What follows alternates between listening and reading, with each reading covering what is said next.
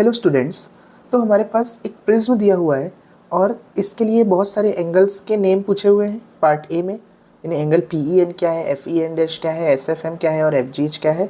और second part में दो एंगल्स का रेशियो दिया हुआ है और दूसरे दो एंगल्स का रेशियो पूछा हुआ है। तो चलिए हम step by step in questions को सॉल्व करते हैं। तो देखिए, क्लास 10th की साइंस की एनसीईआरटी बुक में chapter the human I and the colourful world में ये एक एक्टिविटी दी हुई है। सभी एंगल्स के नेम दिए हुए हैं, तो हम उसी एक्टिविटी की हेल्प से अपने क्वेश्चन को सॉल्व करने का ट्राई करते हैं। तो देखिए, सबसे पहले हमें एंगल बोला है एंगल पी ई एन। तो देखिए, एंगल पी ई एन यानी कि यहाँ पे बोल रहा है एंगल पी ई एन यानी ये वाला एंगल। अगर एंगल पी ई एन को हम अपने बुक के डायग्राम से कंपेयर करें तो देखिए, यहाँ पर ये वाला एंगल बन रहा है एंगल पी ई एन, जो कि बुक में एंगल आई दिया है और उसका नाम दिया है एंगल ऑफ इंसिडेंस। यानी हमारा जो पी ई एन है वो हो जाएगा एंगल ऑफ इंसिडेंस। अब देखिए, angle F E N dash के बारे में पूछा है, एफ ई एन डैश। इसको हम अपने बुक के डायग्राम से कंपेयर करें तो देखिए, एफ ई एन डैश ये कौन सा एंगल बन रहा है, यानी इस एंगल की बात कर रहे हैं। देखिए, इस एंगल एफ ई, देखिए एफ ई और एन डैश, ठीक है। तो इसको अगर हम अपने बुक से कंपेयर करें तो यहाँ बुक में आर लिखा हुआ है, जो कि है angle of refraction.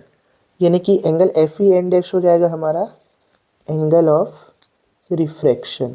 Angle S F M, तो देखिए एंगल एस एफ एम कहाँ पर है, ये वाला एंगल, ठीक है।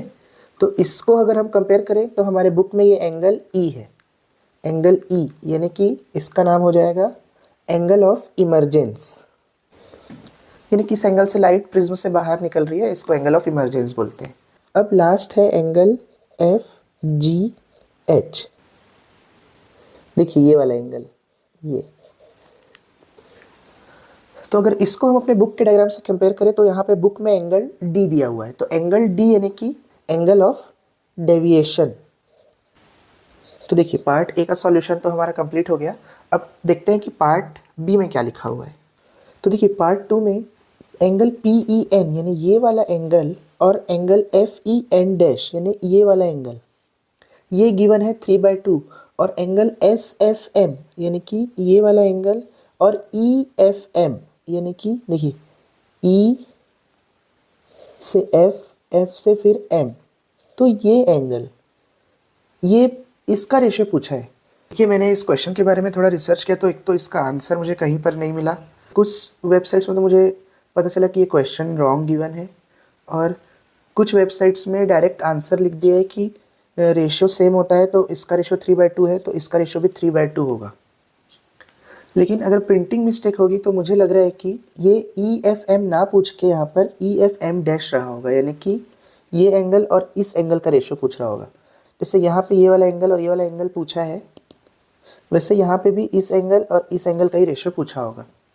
तो अगर इन दोनों का रेशियो पूछा होता है तो हम बड़ी आसानी से सॉल्व कर पाते, क्योंकि मिनिमम डेविएशन के केस में क्या होता है कि एंगल पी ई एन और एंगल एस एफ एम ये सेम रहता है, और वैसे ही angle F E N dash और ई एफ एम डैश ये भी सेम रहते हैं।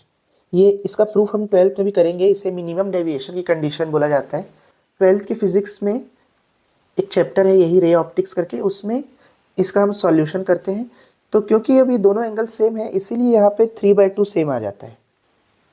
अब देखिए, इसका अगर रीज़न लिखना हो तो हमें 12th के फिजिक्स बुक से इसका आंसर मिलता है कि मिनिमम डेविएशन की कंडीशन में जो रिफ्रेक्टेड रे रहती है वो पैरेलल हो जाती है। यानी कि इस रे की बात किया हुआ है, देखिए ये वाली जो रे रहती है वो पैरेलल हो जाती है।